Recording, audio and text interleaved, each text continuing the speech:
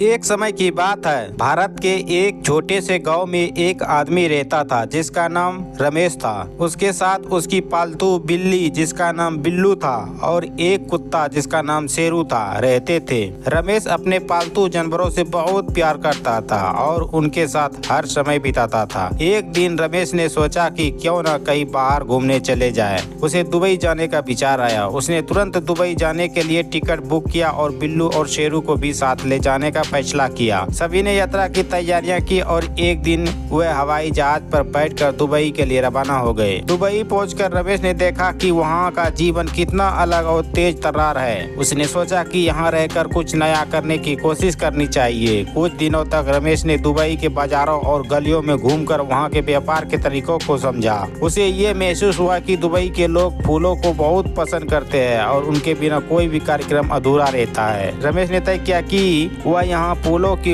व्यवसाय शुरू करेगा। उसने अपनी बचत का उपयोग करके सबसे अच्छे और ताजे फूलों का स्टॉक खरीदा और सड़क के किनारे एक छोटा सा स्टॉल लगाना शुरू कर दिया। बिल्लू और शेरू भी उसकी मदद करने लगे। बिल्लू फूलों की देखभाल करती और शेरू ग्राहकों का ध्यान आकर्षित करने में मदद करता था। धीरे धीरे रमेश का फूलों का व्यवसाय बढ़ने लगा। उसके फूल इतने सुंदर और ताजे होते थे कि लोग दूर दूर से आने लगे। रमेश ने अपनी मेहनत और ईमानदारी से काम करते हुए अपना व्यवसाय और भी बढ़ा दिया। कुछ ही वर्षों में उसने इतनी कमाई कर ली कि उसने अपनी खुद की इमारत खरीद ली और वहाँ एक बड़ी फूलों की दुकान खोल ली। रमेश, बिल्लू और शेरू अब हर जगह साथ ही जाते थे। उनकी दोस्ती और भी मजबूत हो गई थी। लेकिन एक दिन बिल्लू अचानक बीमार पड़ गई। रमेश उसे तुरंत अस्पताल ले गया जहाँ उसका इलाज चलने लगा। बिल्लू के बीमार होने से रमेश और शेरू बहुत दुखी थे। वही दूसरी ओर शेरू की तबीयत भी बिगड़ने लगी। डॉक्टरों ने बताया कि शेरू को एक गंभीर बीमारी हो गई है। रमेश ने हर संभव कोशिश की लेकिन शेरू को बचाया नहीं जा सका। उसने अस्पताल में ही दम तोड़ दिया।